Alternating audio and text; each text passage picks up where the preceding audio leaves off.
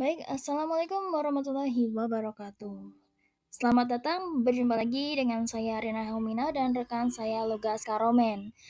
Nah, sebelumnya kami ucapkan terima kasih kepada Ibu Woro Istirahayu STMTS FPC selaku dosen pengampu mata kuliah dari metode penelitian. Nah, sebelumnya kami ingin minta maaf terlebih dahulu karena ada beberapa halangan dari audio. Ternyata saat perekaman audionya tidak terdeteksi. Untuk itu saya melakukan beberapa dubbing sedikit. Nah, oke, baik. Pada kali ini kami akan mempresentasikan mengenai model bisnis e-commerce di timur dan barat, studi perbedaan pendekatan antara Alibaba Group dan Amazon dalam konteks pertumbuhan digital. Ya. Untuk latar belakangnya, belanja online telah menjadi media utama untuk memenuhi kebutuhan masyarakat, mendorong berdirinya berbagai platform e-commerce, tingginya minat belanja online, termasuk pada kalangan Gen Z ya, menjadikan sektor e-commerce sebagai pilar utama perekonomian digital global yang secara gratis. Jadi mengubah lanskap retail, logistik, dan juga perilaku konsumen. Jadi pasar e-commerce ini saat ini dikuasai oleh dua model utama dari dua wilayah dan juga budaya ekonomi yang sangat berbeda. Kemudian akan dijelaskan oleh Lina. Oke, baik. Berikutnya ada chart frekuensi belanja online. Nah, jadi chart ini digunakan untuk menghitung nih berapa frekuensi belanja dari Gen Z dan milenial. Jadi kita melakukan beberapa komparasi sedikit ya. Nah, pada bagian tabel ini menyatakan bahwa pada periode waktu sekali per bulan dalam belanja online, ternyata Gen Z memiliki persentase belanja online yang lebih besar daripada milenial, yaitu kurang lebih sekitar 16 sampai 17%. Nah, kemudian puncak di mana terjadi frekuensi belanja online yang sangat tinggi itu terjadi pada 3 kali per bulan. Nah, itu terdapat pada bagian milenial. Nah, di bagian 3 kali per bulan ternyata generasi milenial kebanyakan melakukan belanja online selama 3 kali per bulan. Itu merupakan frekuensi tertinggi. Nah, untuk Gen Z sendiri, ternyata frekuensi belanja online yang paling tinggi itu 2 kali per bulan, yaitu kurang lebih kira-kira 25%. Nah, yang paling rendah sendiri adalah 5 kali per bulan. Artinya antara Gen Z dan milenial itu jarang melakukan belanja online dalam periode waktu 5 kali per bulan. Untuk frekuensi belanja online, terutama dari timur Tiongkok, Alibaba Group ini membawa pendekatan ekosistem besar yang berfokus pada fitur sosial dan juga pengalaman belanja interaktif ya. Sebaliknya dari barat yaitu Amerika Serikat, Amazon ini menawarkan model yang menekankan kecepatan, efisiensi, dan kontrol logistik yang sangat kuat. Jadi kedua model ini menjadi acuan global dan juga membentuk arah perkembangan e-commerce dunia. Meskipun keduanya merupakan e-commerce dunia, Amazon dan Alibaba ini mencapai posisi dominan. Jadi melalui strategi yang seperti tadi dijelaskan dan juga model bisnis yang secara fundamental berbeda. Kemudian Amazon ini membangun kekuatannya dengan menguasai rantai logistik sendiri, menyediakan layanan cepat melalui sistem langganan seperti Amazon Prime dan juga menjual banyak produk secara langsung.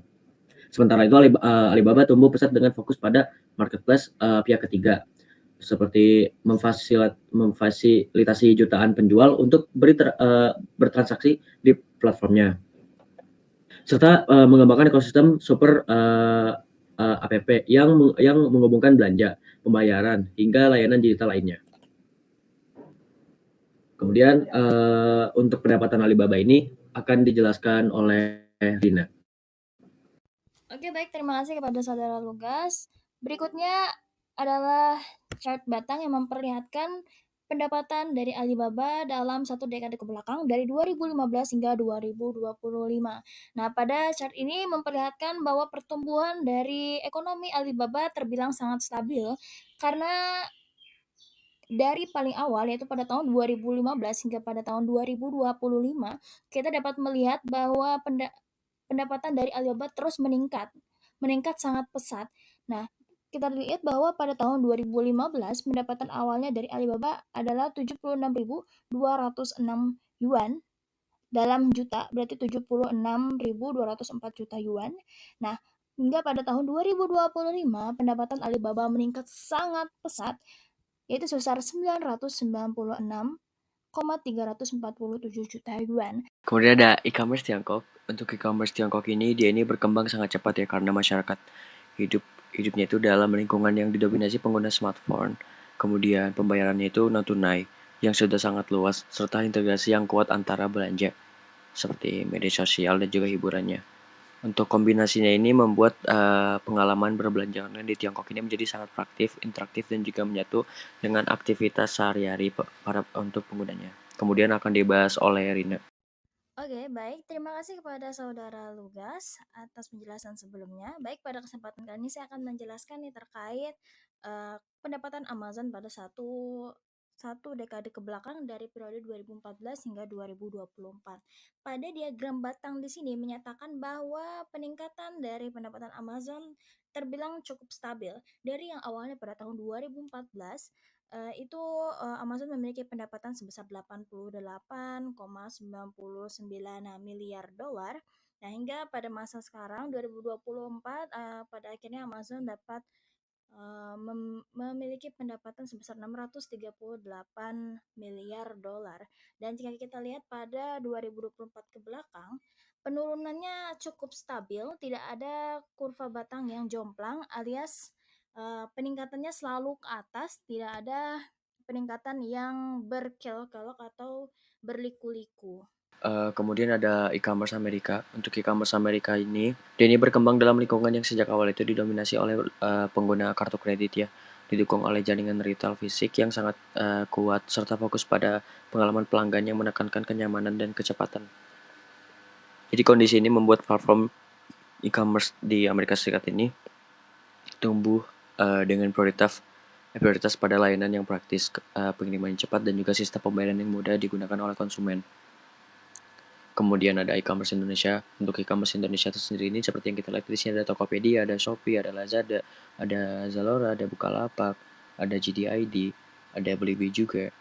Ada banyak platform di Indonesia, ada banyak platform e-commerce di Indonesia yang lain juga.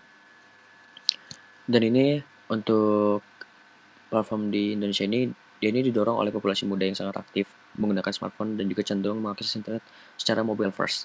Kemudian selain itu, perilaku masyarakat di Indonesia ini cukup unik ya karena memadukan metode pembayaran di tempat cash on delivery atau COD dengan penggunaan e-wallet yang semakin populer seperti ini.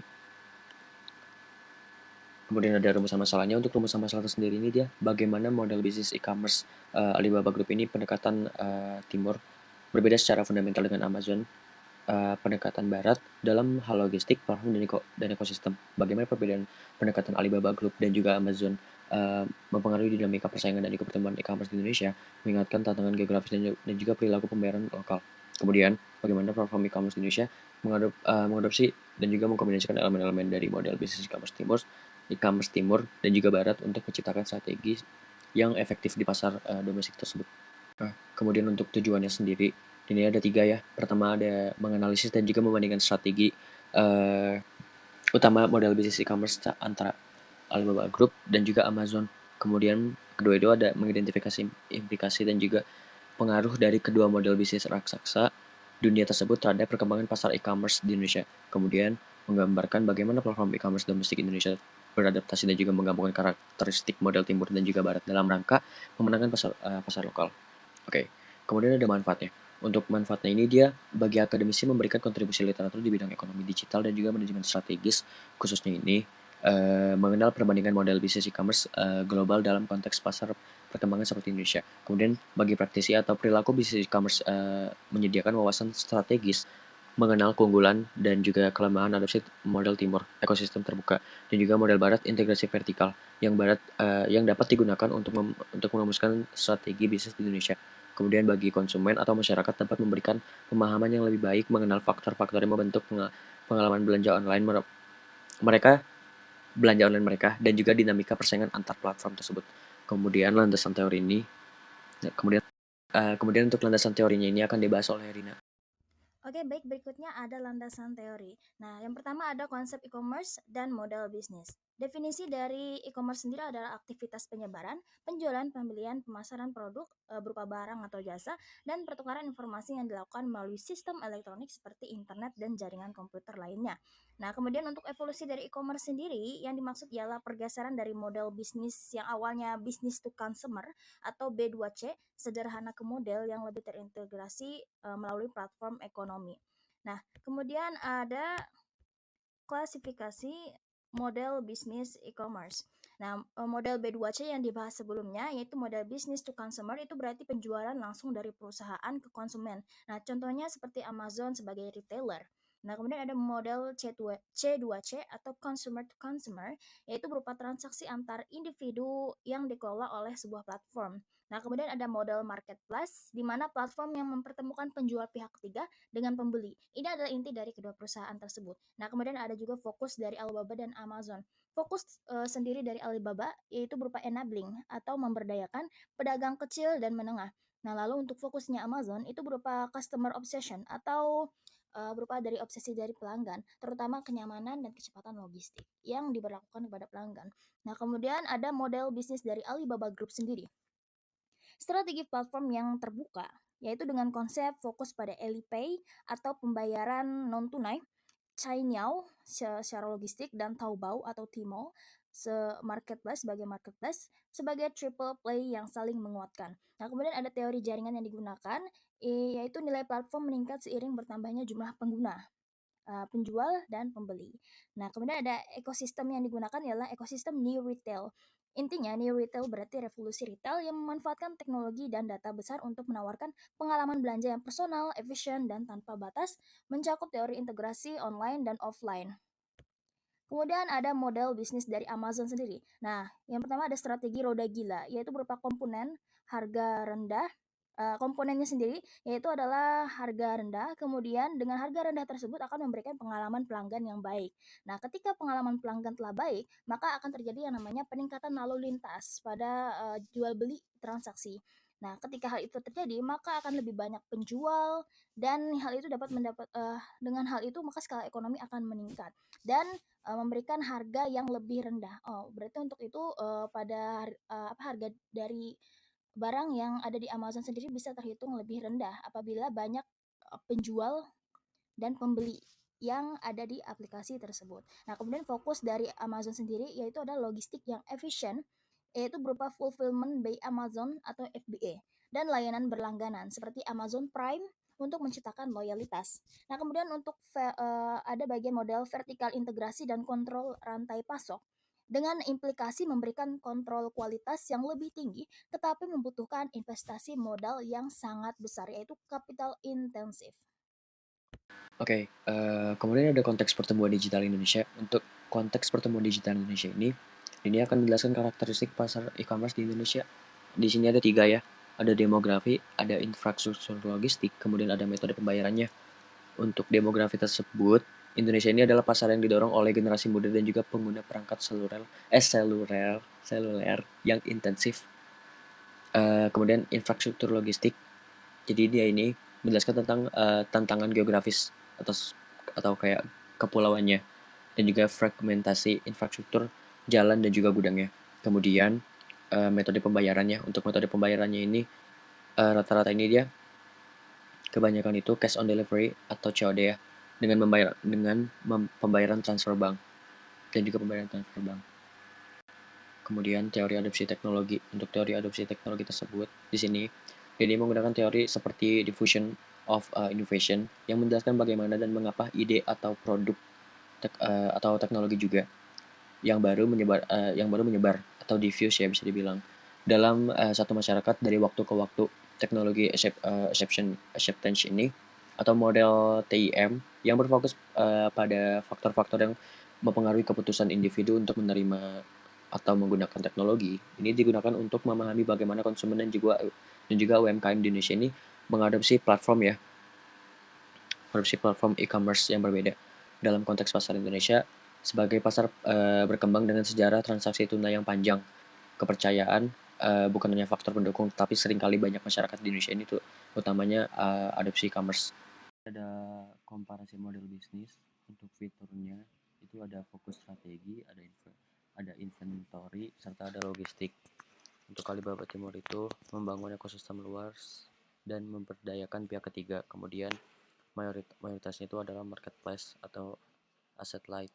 Kemudian jaringan logistik itu terbuka atau Chainyo itu didukung pihak ketiga. Kemudian untuk Amazon Barat itu membangun Flyhail melalui kecepatan dan juga kontrol penuh atas pengalaman pelanggan. Kemudian marketplace dan first party sellers itu untuk mengontrol inventory-nya.